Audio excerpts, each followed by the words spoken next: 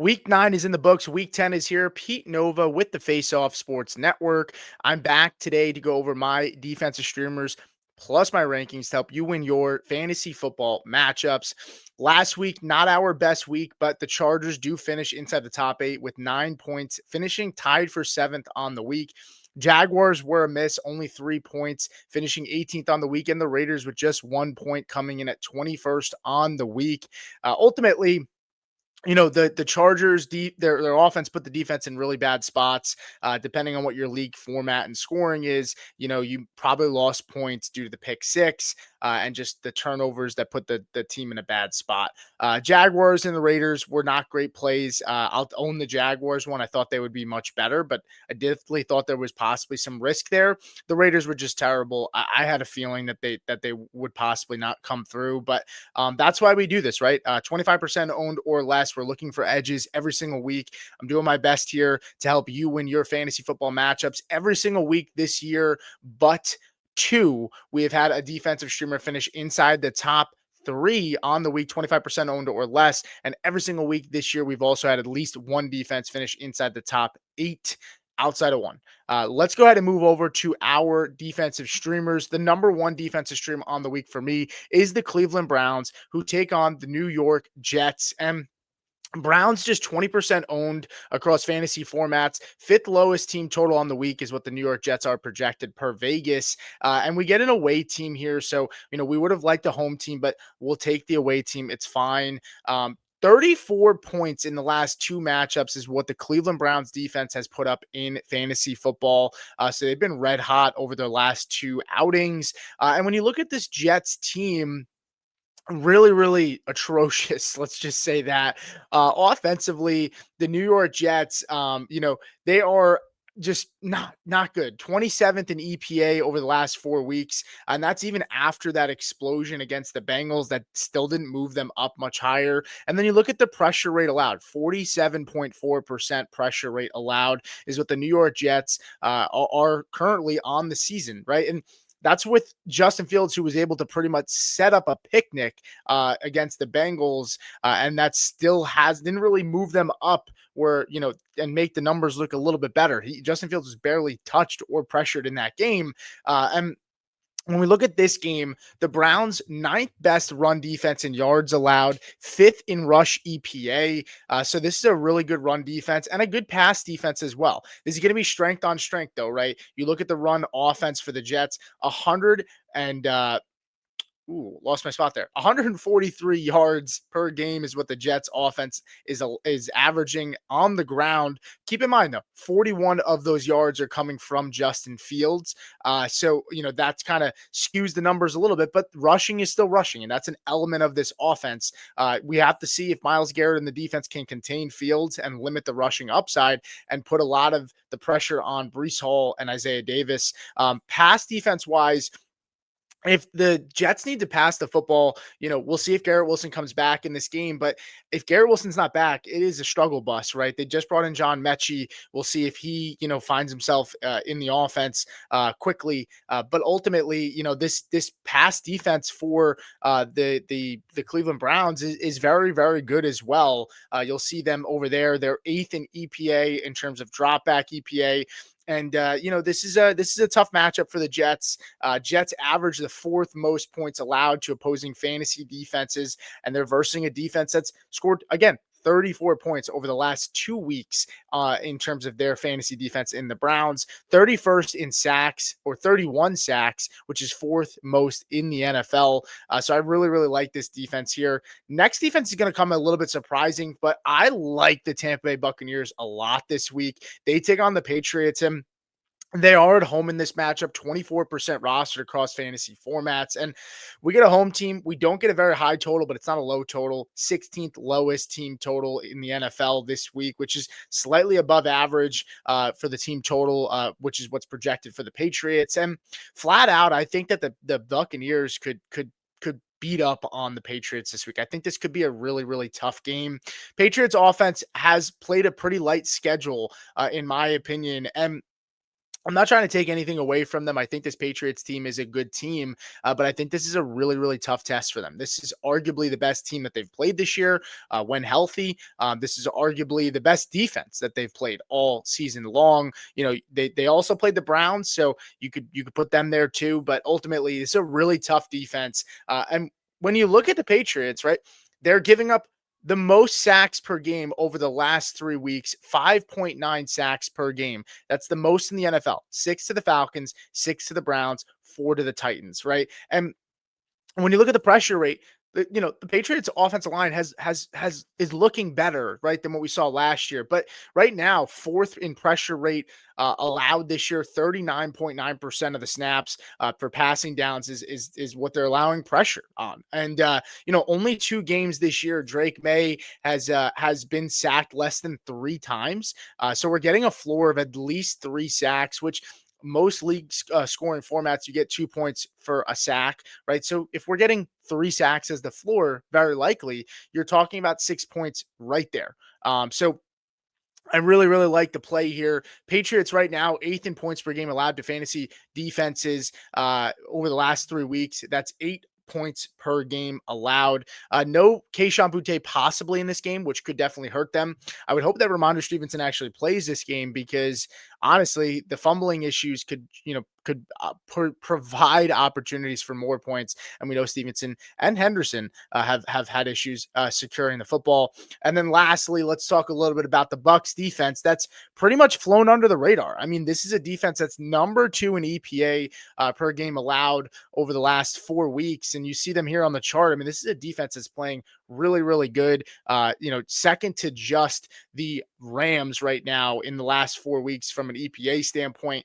So really, really like this Bucks matchup here. And lastly, I will say is you get Todd Bowles at home with extra rest against a younger quarterback who, has gotten sacked a lot. And I just think that outside that the receivers don't match up very well against the defense here I don't think they're going to be able to stretch this team vertically. And ultimately, it's going to be a lot of short intermediate passing. I don't expect them to push the ball downfield against this passing defense that's played very, very solid this year.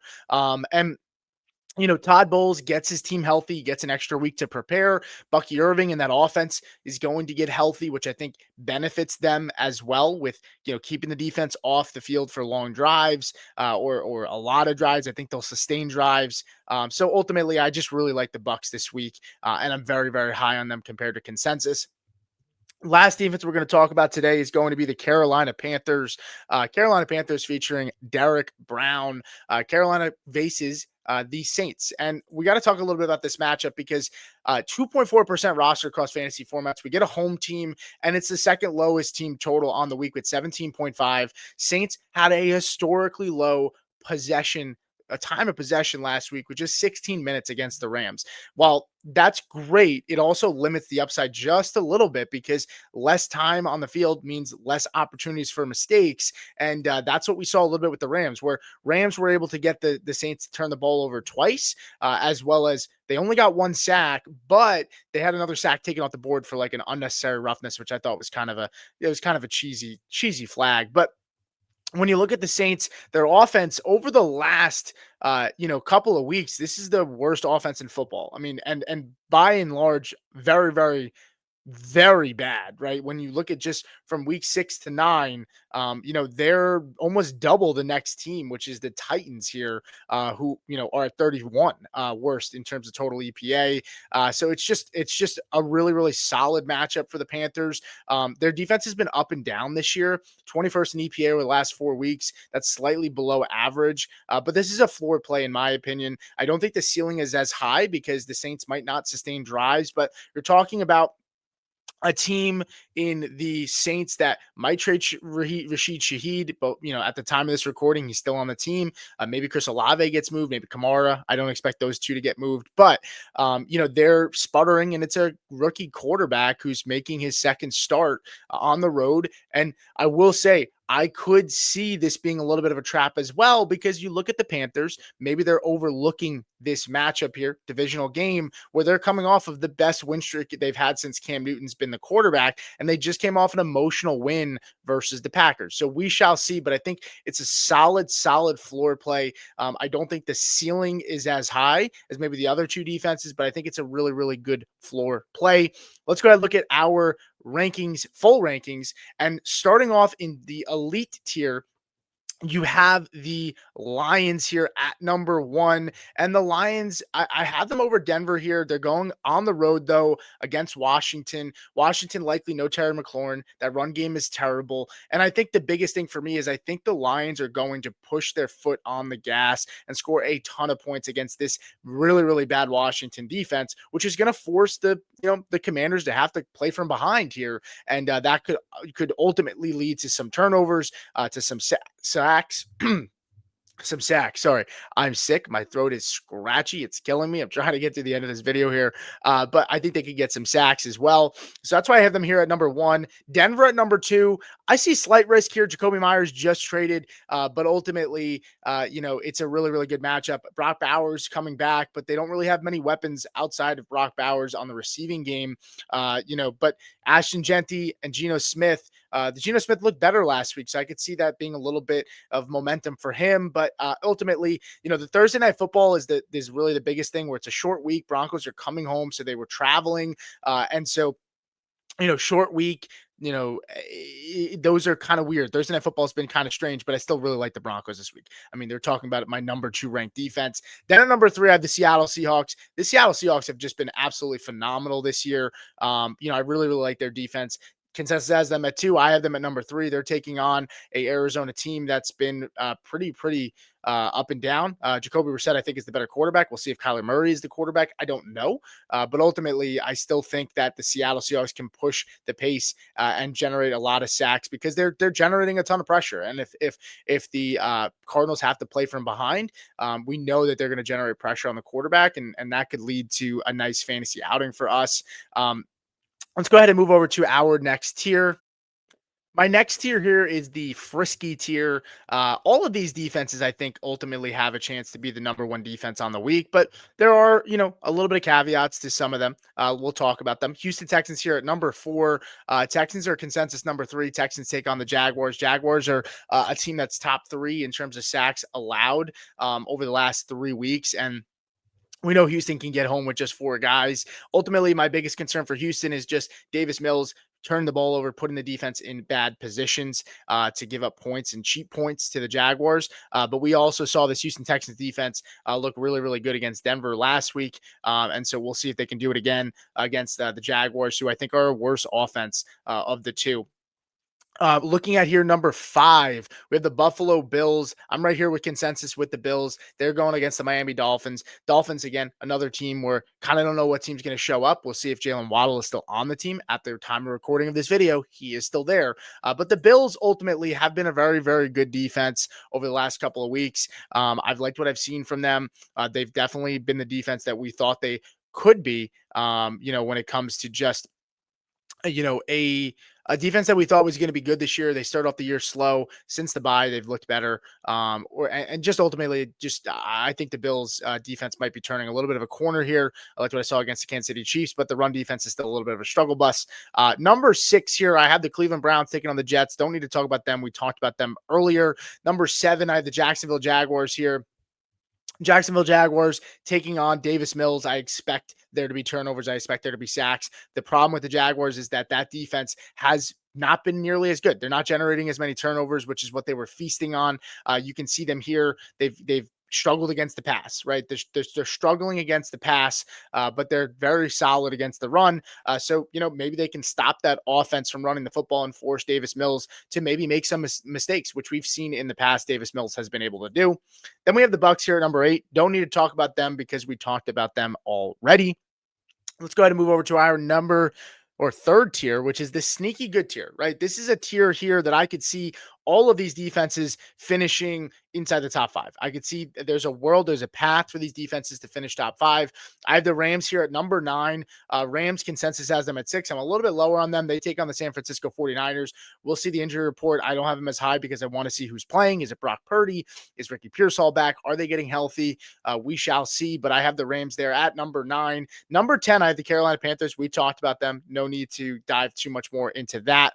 Then number 11 here, we have the Ravens. Ravens consensus has them at 10. I had them at 11. They're going up against the Minnesota Vikings. And I had to start giving the Ravens a little bit of credit. They've played much better defensively over the last couple of weeks. You see them here. They are on the plus side in the top 15 against the run and against the pass over the last 4 weeks in an EPA standpoint. And they're going up against Minnesota with a young quarterback in JJ McCarthy, but Minnesota also looked pretty solid. So we'll see if they can string together another good week. You can make the case for both teams. Can the Ravens string together another good week in a matchup that both teams seem to really need wins here? So looking at number 12 here, then you have the Pittsburgh Steelers. Steelers, they are 17 on consensus against the Chargers. I have them at 12. I think we're underrating the defense a little bit. They looked really good last week. They've been up and down. They take on a Chargers team, though, that just lost Joe Alt. They don't have their other tackle, right? Rashawn Slater and Joe Alt are not there. So they're missing very key, important players on their offensive line. And then you factor in Justin Herbert has made some mistakes. He's made some turnovers, and he's also taken a lot of sacks. So I think all of that to say that there's a world where I move the Pittsburgh Steelers up even higher. I just want to say that now. I am a little bit surprised that they aren't higher on consensus that has them at 17 right now. Moving on to the next tier, this is the speculative tier. This is a tier where I could see all of these teams being somewhere around between 5 to 10. Is what I see the range of outcomes being at their ceiling. The Jets maybe have like a possible sneaky top 5 finish against the Browns, against Dylan Gabriel and a really, really bad offense. But Jets here at number 13 going up against the Browns. I could see them being sneaky. I worry a little bit about the run defense, though. Then you have the Patriots here at 14. I am lower on the Patriots than consensus. Consensus has them at number 9. I have them here at number 14. I just think, I think Bucks are getting healthy at the right time, and I just think this is a little bit of a trap game for the Patriots here. Bears at 15. Consensus has them at 12. I have them at 15. They're going up against Jackson Dart and the New York Giants. And when you look at it, Bears have struggled against the pass. Now, Jackson Dart and the Giants have taken some sacks. They're averaging over 3 a game over the last couple of weeks. So that's really what you're hoping for the Bears here. But ultimately, that secondary has looked really, really bad due to a lot of injuries. And I think Jackson Dart and that offense can expose that secondary a little bit this week. So I have the Bears here at 15. Colts here at 16. Colts consensus has them at 15. I have them at 16. They're going up against the Atlanta Falcons. Not a ton to say here. Falcons, it's Jekyll and Hyde. We don't really know what team is going to come out and show out on a weekly basis. Very hard to predict them. But Colts losing a very tough game last week, getting punched in the mouth. They're back at home. I like their chances this week. This next tier is a big tier.